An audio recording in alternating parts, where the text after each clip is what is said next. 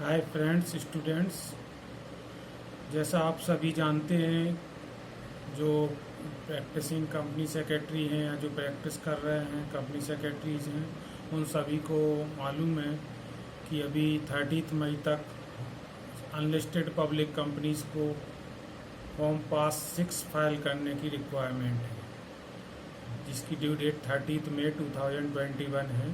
Because इसके लिए कोई रिलैक्सेशन या एडिशनल फीस का वेवर एमसीए के द्वारा नहीं दिया गया है। तो इसी को देखते हुए मैं आज आप लोगों के साथ इसी से रिलेटेड रूल 9A, जो कि companies issue of prospectus and allotment of securities से रिलेटेड है, जो कि 2018 में इंसर्ट किया गया था, इसके बारे में डिस्कस करूँगा। तो जैसा हम सभी जानते हैं कि लिस्टेड कंपनीज को ये कंप्लायंस पहले से ही करना होता था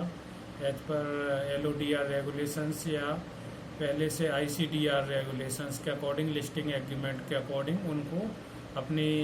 reconciliation of share capital audit report पहले से सबमिट स्टॉक एक्सचेंज में सबमिट करना रहती थी एज पर सेबी रेगुलेशंस। और अगर उनका नॉन कंप्लायंस होता था तो उसके लिए उनके पेनल एक्शंस भी होते थे। तो इसी को देखते हुए सेंट्रल गवर्नमेंट के द्वारा ये रूल 9A भी इंसर्ट किया गया है, जो कि अब अनलिस्टेड पब्लिक कंपनीज को एप्लीकेबल कर दिया गया है। इसके पीछे गवर्नमेंट का लॉजिक ये था कि सभी फिजिकल शेयर्स जो हैं सारे डीमेट फॉर्म में हो जाएं और इनका अनऑथराइज्ड ट्रांजैक्शंस भी रोका जा सके, ट्रांसपेरेंटी रहे, एक सभी में ट्रांसपेरेंसी उसमें सिक्योरिटीज़ में दिखाई दे और गवर्नमेंट की नॉलेज में रहे। होता ये था कि अनलिस्टेड पब्लिक कंपनीज चूँकि फिजिकल शेयर सर्टिफिकेट होल्ड करते थे, तो इसमें काफ़ी अनऑथराइज्ड ट्रांजैक्शंस होते थे और इनके कारण कई इन्वेस्टर्स या स्टेक होल्डर्स जो भी हैं उनको लॉस हो जाता था। तो इसी को देखते हुए सेंट्रल गवर्नमेंट के द्वारा ये रूल्स इंसर्ट किया गया है। इसमें यह है कि अनलिस्टेड पब्लिक कंपनीज को अपनी सारी सिक्योरिटीज़ ये रेगुलेशंस इशू होने पे जितनी भी सिक्योरिटीज है उनको डीमेट फॉर्म में करना होगा और आगे इन सिक्योरिटीज़ के लिए जो भी वो ट्रांजैक्शंस करेंगी वो डीमेट फॉर्म में ही करेंगी, चाहे वो कोई राइट इशू करें या बोनस इशू करें या बायबैक करें या अन्य कोई इशू करें सिक्योरिटीज़ का, तो उसके लिए उनको डीमेट फॉर्म में ही करना होगा कंपल्सरीली। और इनका रिकॉर्ड भी डिपॉजिटरी के द्वारा NSDL, CDSL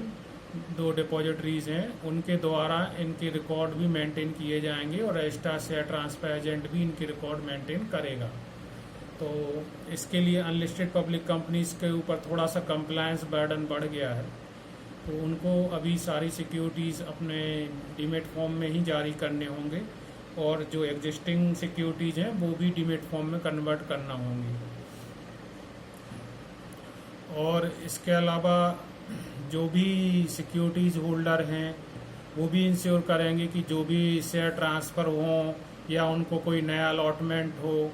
चाहे वो बोनस इशू में हो या राइट इशू में हो, सारा डीमेट फॉर्म में ही होना चाहिए, अदरवाइज वो वैलिड नहीं होगा। अच्छा, ये रेगुलेशंस फॉलो करने के लिए सेंट्रल गवर्नमेंट के द्वारा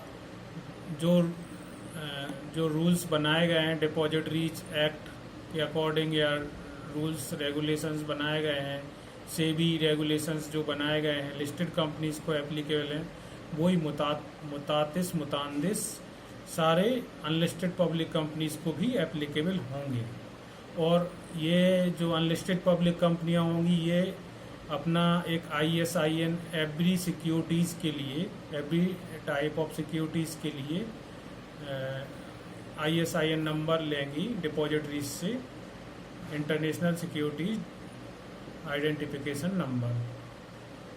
इसके आधार पर ही सारा रिकॉर्ड मेंटेन किया जाएगा डीमेट फॉर्म में। उनको सभी को अपने जो डिपॉजिटरीज हैं उनके थ्रू जो उनके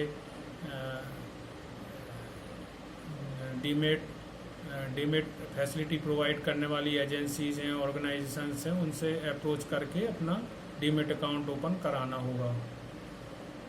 तो कंपनी भी अपने सिक्योरिटीज़ डीमेट फॉर्म में करेंगी, और जिनके डीमेट अकाउंट हैं वो भी अपना जो भी सिक्योरिटीज़ होल्ड करेंगे वो डीमेट फॉर्म में ही करेंगे। और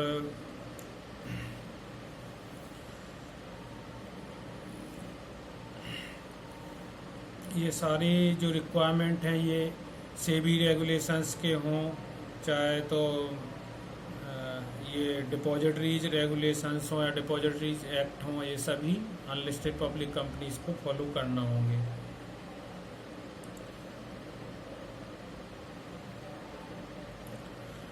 अच्छा, ये जो फीस है इनको कंपनीज को, अनलिस्टेड पब्लिक कंपनीज को डिपॉजिटरीज की फ़ीस पेमेंट करना है, उनकी जो सिक्योरिटीज़ रहती हैं वो सिक्योरिटीज़ भी मेंटेन करना है, और उनके रेगुलेशंस गाइडलाइंस भी फॉलो करनी है। जब तक वो उनकी फ़ीस पेमेंट नहीं करेंगे डिपॉजिटरीज की, तब तक कोई भी अनलिस्टेड पब्लिक कंपनीज कोई राइट इशू, बोनस इशू या कोई अन अलॉटमेंट, प्राइवेट प्लेसमेंट वगैरह नहीं कर पाएंगे। उनको ये मैंडेटरी होगा कि पहले वो सारा अपना कंप्लायंस, रेगुलेशंस और फीस जो मैंडेटरी है वो पेमेंट करें। अब यहाँ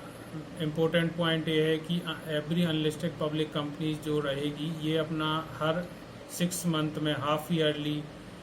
क्लोज होने से 60 डेज़ के अंदर अपना एक फॉर्म पास 6 फाइल करेंगे। इसके पहले जो रेगुलेशन था ये जो रूल्स था उसमें share capital audit report file करने का आरओसी में बोला गया था, तो काफ़ी एम्बिग्युइटी थी पहले कि किस फॉर्म में करेंगे, कैसे फाइल करेंगे, प्रोफेशनल्स को काफ़ी प्रॉब्लम होती थी। तो उसकी जगह ये नया 2019 में अमेंडमेंट करके फॉर्म पास 6 लाया गया है। इस फॉर्म पास 6 को ही फाइल करना है। इसमें बेसिकली सारे कंटेंट्स रहेंगे ISIN के अकॉर्डिंग कि उनकी सिक्योरिटीज़ की पूरी डिटेल रहेगी, कितना फिजिकल से कितना डीमेट किया गया है, कितनी शेयर होल्डिंग है, कितनी आपने ड्यूरिंग द 6 मंथ में आपने कितने नए शेयर्स इशू किए हैं, और at the end of the half year कितनी शेयर होल्डिंग है। इस फॉर्म को प्रैक्टिसिंग चार्टर्ड अकाउंटेंट या प्रैक्टिसिंग कंपनी सेक्रेटरी इसको सर्टिफाई कर सकते हैं।